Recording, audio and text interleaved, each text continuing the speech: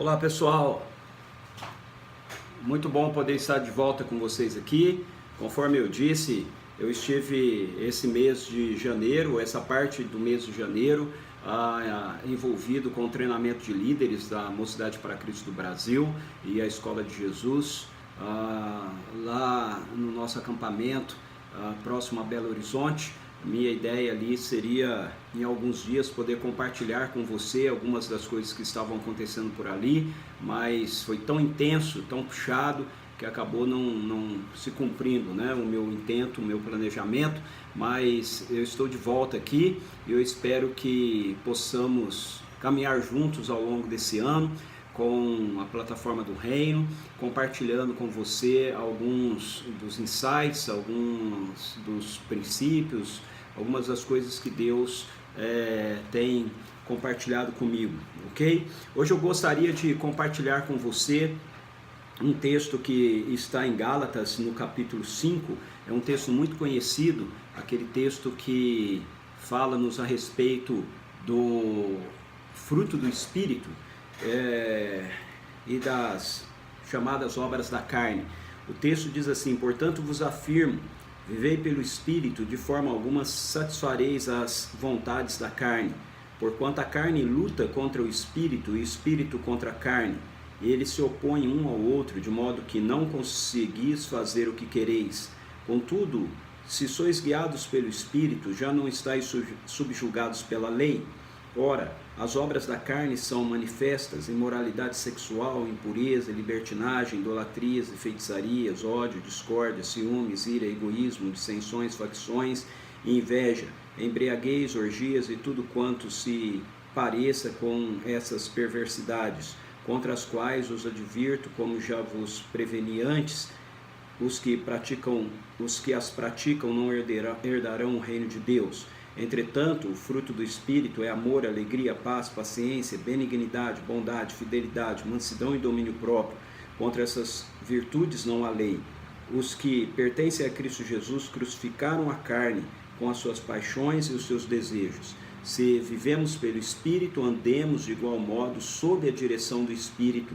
Não nos tornemos arrogantes, provocando-nos uns aos outros e tendo inveja uns dos outros. Este texto, por muitas vezes, tem sido um texto apresentado de uma forma complexa a nós, porque ele nos apresenta aparentemente duas realidades que podem ser vivenciadas por nós como pessoas que são seguidoras de Jesus Cristo, mas nós precisamos entender esse texto à luz de toda a epístola escrita aos Gálatas. E a questão de Paulo aos Gálatas era justamente essa, de dizer que eles estavam dando ouvidos e se inclinando a um outro evangelho, que na verdade não é outro, mas um falso evangelho, segundo ele mesmo coloca no capítulo 1, quando os Gálatas estavam abandonando o evangelho da graça, abandonando o evangelho do reino, assumindo novamente princípios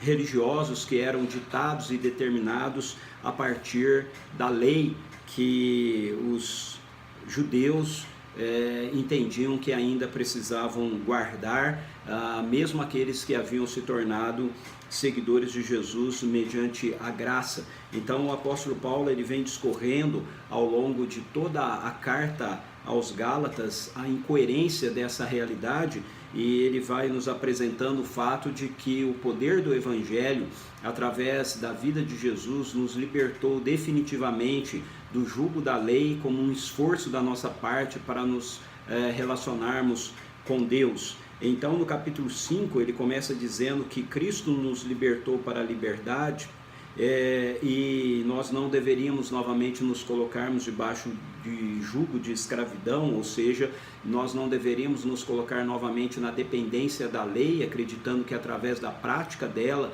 nós poderíamos manter o nosso relacionamento com Deus, que a maneira de nós mantermos o nosso relacionamento com Deus, na verdade, é nos sujeitando à liderança do Espírito Santo que agora está habitando na nossa vida. E nesse capítulo 5 ele ainda diz que nós, uma vez que fomos libertados pelo poder do Evangelho, Agora nós não devemos usar da nossa liberdade jamais para dar ocasião à carne. Dar ocasião à carne significa cedermos às pressões que a tentação exerce contra a nossa vida, apesar de nós já termos sido alcançados pelo Evangelho e termos agora uma nova natureza, a natureza de Jesus vivendo em nós, e que nos torna pessoas santas. Então ele chega no capítulo 5, a partir do verso 16, apresentando para a gente, na verdade, um contraste entre dois estilos de vida, entre duas realidades de vida. Tradicionalmente, em muitos momentos, através de muitos comentários também, nos é apresentada a ideia de que Paulo está falando de duas naturezas aqui, ou de duas condições aqui que estão agindo, estão presentes e são vividas pela mesma pessoa. Mas se você observar o texto, você vai ver que essa não pode ser de fato a interpretação daquilo que o apóstolo Paulo está apresentando para nós neste momento, porque ele apresenta, na verdade, duas condições que são inegociáveis e intoleráveis, inacessíveis uma à outra. Veja, no versículo 16 ele diz assim: portanto vos afirmo, vivei pelo Espírito, de forma alguma satisfareis as vontades da carne. Quando Paulo faz essa afirmação, ele está fazendo essa afirmação por quê? Porque os Gálatas estavam sendo convencidos de que para que eles não satisfizessem as vontades da carne, não bastava eles estarem vivendo no Espírito, mas eles teriam que novamente se colocar debaixo do jugo da lei. Então o que Paulo está dizendo aqui olha, não resolve vocês usarem a lei para tentar vencer as realidades da carne. O que vocês têm que fazer agora é continuar acreditando que pela fé o Espírito de Deus está vivendo em vocês, e o Espírito de Deus gerou uma nova natureza em vocês, a natureza de Jesus ressuscitado está presente em nós. Então nós devemos agora viver pelo Espírito, que se a gente viver pelo Espírito, nós não vamos satisfazer qualquer desejo da carne, qualquer elemento que venha despertar a realidade da carne, da velha natureza que já está morta, que já está crucificada em Cristo Jesus. Se nós, na verdade, nos utilizarmos da lei, isso vai acontecer ao contrário. No verso 17 ele diz assim, que a carne luta contra o Espírito luta contra a carne, eles se opõem um ao outro, de modo que não conseguimos fazer o que queremos. Então esse versículo é o versículo 17, que é o texto mais complicado aqui nessa sessão, o texto que mais confunde a gente, porque no verso 17 dá a ideia de que, se nós não prestarmos atenção, de que o apóstolo Paulo está falando de duas condições presentes na mesma pessoa, mas na verdade o que ele está dizendo é que não há como a gente viver pela carne e viver pelo Espírito ao mesmo tempo. Essas duas realidades, elas não se ligam, essas duas realidades, elas não podem estar presentes juntas. Ou nós estamos vivendo pelo Espírito, ou nós estamos vivendo pela carne.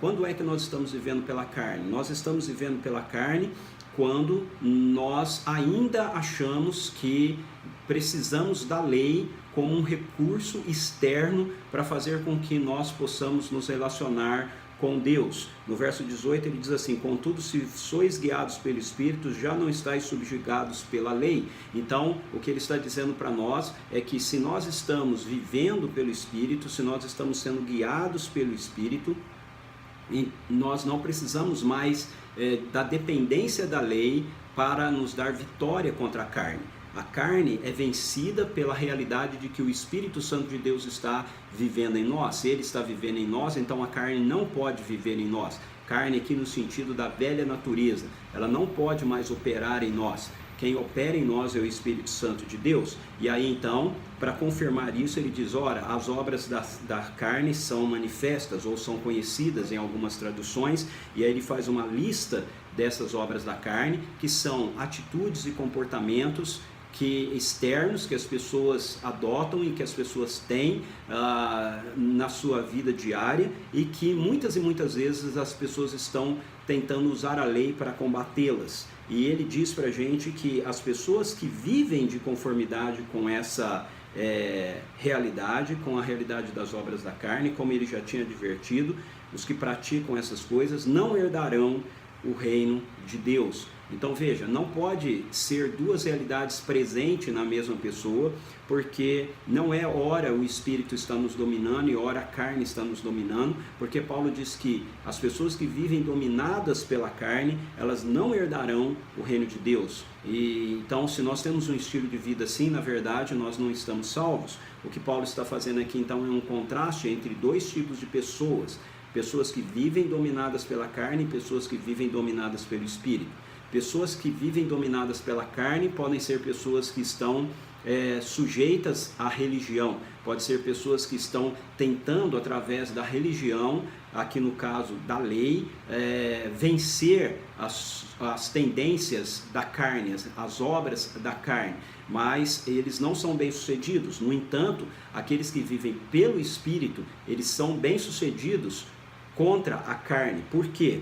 Porque ele diz que no verso 22 que o fruto do Espírito e aí ele faz uma descrição da nossa nova natureza, do caráter de Jesus que está presente em nós, da vida de Jesus que está presente em nós, e ele diz então que aqueles que têm essa nova natureza presente em si, eles têm essa nova natureza presente em si, porque eles pertencem a Cristo, e pertencendo a Cristo, o verso 24, eles crucificaram a carne com as suas paixões e os seus desejos. Veja, ele não diz que nós estamos crucificando a carne, ele diz que nós crucificamos a carne com suas paixões e com os seus desejos. E aí no verso 25 ele faz uma exortação final dizendo: se vivemos pelo Espírito, andemos de igual modo sob a direção do Espírito.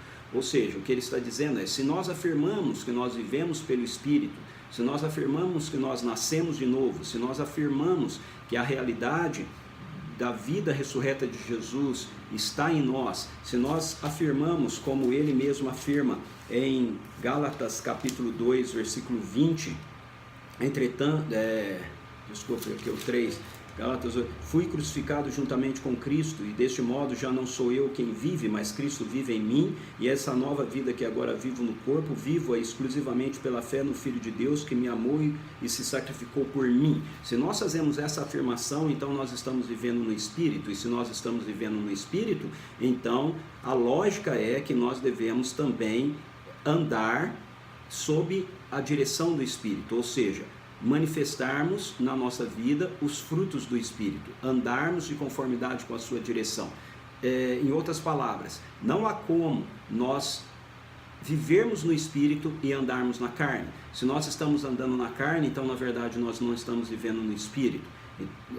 Se nós afirmamos que estamos vivendo no Espírito, então nós crucificamos a carne com os seus desejos, e assim vamos viver sob a direção do Espírito, ou seja, manifestando as realidades das virtudes de Cristo que estão em nós, que aqui Paulo chama de fruto do Espírito. Então, eu espero ter ajudado você e que nós possamos compreender que não há uma realidade de duas naturezas vivendo em nós, combatendo uma a outra. Há dois estilos de vida: o estilo de vida no Espírito e o estilo de vida na carne. Ou você está vivendo no Espírito ou você está vivendo na carne. Se você está vivendo no Espírito, você não precisa da lei para combater a carne, porque você tem o fruto do Espírito em você, e você tem o fruto do Espírito em você porque você crucificou a carne e os seus desejos, e assim você vive no Espírito e você anda de conformidade com o Espírito. Ou então você é uma pessoa que está vivendo na realidade da carne,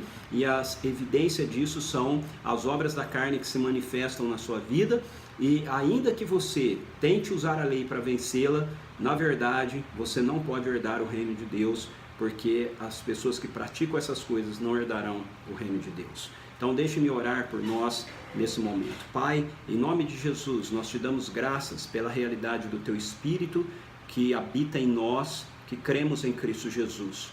Fomos crucificados com Cristo Jesus, e agora já não somos mais nós quem vivemos, mas Ele vive em nós.